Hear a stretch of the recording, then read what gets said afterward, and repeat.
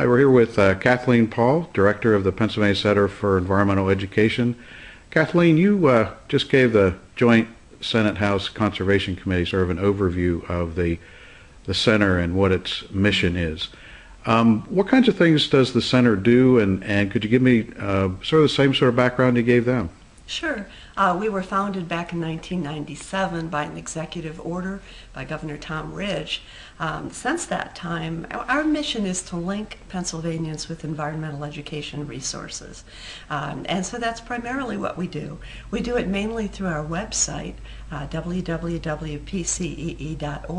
where we have just a wealth of information for the general public, for teachers and other educators about how to teach about the environment. Well, one of the neat things about the center is that it just doesn't produce materials on its own. The idea, I think, is to connect people with resources all over the state. Can you give me an idea about how you do that? Yeah, we're really not interested in reinventing the wheel, and we know that there are a lot of really great organizations out there and great educators doing excellent environmental education in their communities. The thing is that Pennsylvania is a really huge state, and that information and those materials don't always get out to everybody. And so through our website, which gets over 3 million hits a year, we're trying to link people up with those resources, so essentially those resources can be used anywhere. I think one of the things on your website that's pretty neat is a calendar of events, not only for individuals, but also for teachers, for professional development, that sort of thing. Could you give me a highlight of that and some other things that are on the web? Sure, yes. That's just one of several databases that we have on our web. The Environmental Education Events Calendar, you can search it. It's a searchable database. You can search it by the region, by the topic that you're interested in, and also by dates. And so you can find out what's going on anywhere in the state in terms of either events. It can be events for the public, it can be programs for teachers, it can be trainings, workshops and trainings, things of that sort. The other thing that's really interesting about this calendar is that organizations can add their own information themselves. So for instance, if a nonprofit organization is going to be doing a program for teachers, for children, for the general public about the environment, they can go online and there's actually a form that they can fill out putting in all of this information. Another database that we have on our website is called the Facilities Guide, and this is a listing of over 220 state parks, nature centers, conservation districts that offer environmental education programs. And again, it's searchable, so you can look for it by the region of the state, the sorts of programs that you're looking for. And for instance, you can click on a county, and what will come up then will be a map showing you where all of these different facilities are. And then when you click on the individual facility, you'll go right to their website where you'll get all the information you could want. Another thing that I mentioned in the talk that's interesting that you can do is if you're going to be traveling to another part of the state that you're unfamiliar with, you can go to our website, you can find out what sorts of programs are going to be available there. You can also find out where there are really great parks where you can go for a walk or maybe take in a program. Well, one of the other neat features is Question of the Week, and I get on there every week actually, and do that to see if I'm up to the challenge of a fifth grader. You know. I'll have to check to see if you get the answers right, Dave. Yeah, that's a very interesting program, and I wanted to mention that we're actually administered by the Pennsylvania State System of Higher Education, and we're located at Slippery Rock University on the western side of the state.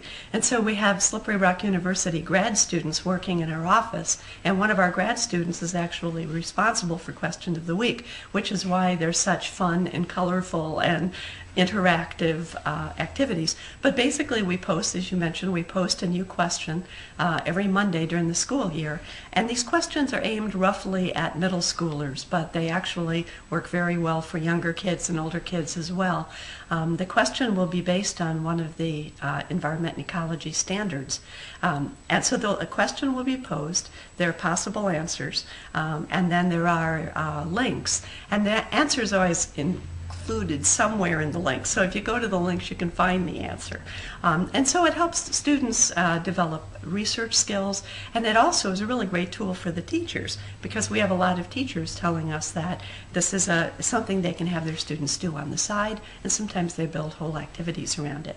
And then finally, and I don't know if you knew this, Dave, but if you answer at least 6 questions right during the school year, you qualify for a prize at the end of the year. So be sure to put your name in there when you enter this little program. And didn't I hear that your granddaughter does this too? She does, and I didn't even know she did, and somebody said, "Isn't your granddaughter's name Sydney?" And it turns out that Sydney in Lansing, Michigan, has been doing Question of the Week and getting most of the answers right, so that's pretty fun.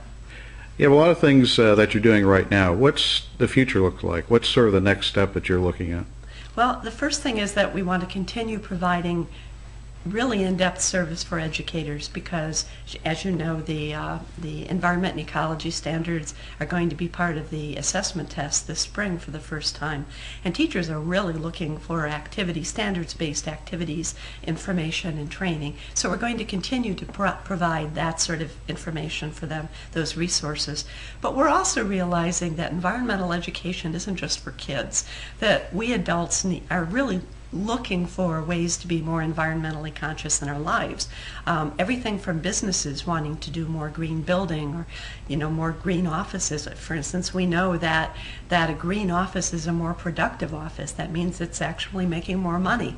But businesses don't always know where to go to get information about how to get energy audits, or how to find someone who can help them make their offices more green. And so we are developing a new website at this time. We're doing it behind the scenes. It's almost ready to come out. I'm hoping within the next 6 months we'll be rolling it out. And it's going to be targeting not only teachers, providing services for teachers, but also linking up members of the general public in their professions, the agriculturalists, the local government people who have to make land use decisions, environmental nonprofits who might need support with social marketing, as well as the general public who's really trying to figure out how to save money on their energy bills and be more environmentally conscious in their homes. And so we'll have literally thousands of links that will link people in all of these user groups to the services, the products, the training, and the funding that they need to be able to be more environmentally responsible in their lives. I understand there's some state legislation now pending in the House, I believe, to set up a formal board. There is a board right now, but to change some of the governance and operation of the center. Can you explain that a little bit? Yeah, that's Senate Bill 356, and it's a bill that was introduced and written by Senator Mary Jo White, who's been very supportive of PCEE over the years. And as I understand it now, it's passed in the Senate. It's made it through the House Environment and Energy Committee, and it's now in appropriations. And so we hope that that'll move through, because basically it'll give us more guidance and more governance, and we're looking for that. So it sounds like you're pretty busy. Yeah, we're incredibly busy. Oh, one other program I wanted to tell you about, since you're so technologically fluent, you might appreciate it. It's called Critter Quest, a PA species search, and we're developing it with a grant from the Wild Resource Conservation Program from DCNR. And it's very exciting. It's more than a little bit overwhelming. I mentioned that whenever somebody says new technology and easy in the same sentence, you want to run, because you're going to be in trouble shortly. And that's basically what happened here. We took on this new project. We're using ArcIMS software, which is not an easy piece of software to use, and we're combining it with GAP files from PASDA, and if you can tell me what GAP means, I'd appreciate it. But basically what we're doing is we're taking data about where the critters live, the 460 mammals, amphibians, fish, reptiles, and birds all over Pennsylvania that are native to Pennsylvania. We have the GAP files that give us information about where they live or where they might be living in Pennsylvania, and we're combining that with data about watersheds, where the watersheds are, where the population density is, a topographical data, and what we're going to have is an interactive map that'll be on our website. And when you come to it, each person who opens to it will be creating their own interactive map. And you'll be able to overlay what information you'd like to see graphically over the state of Pennsylvania. And then you'll be able to zoom into an area, hopefully as small as 5 by 5 square miles, 25 square miles, 5 by 5 quadrant. And you'll be able to look there and combine where different critters might be with some of these different elements. So I think it's going to be really exciting.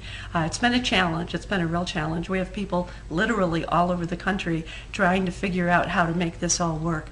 But by the middle of this year, we're going to have that out online. I think it'll be a lot of fun.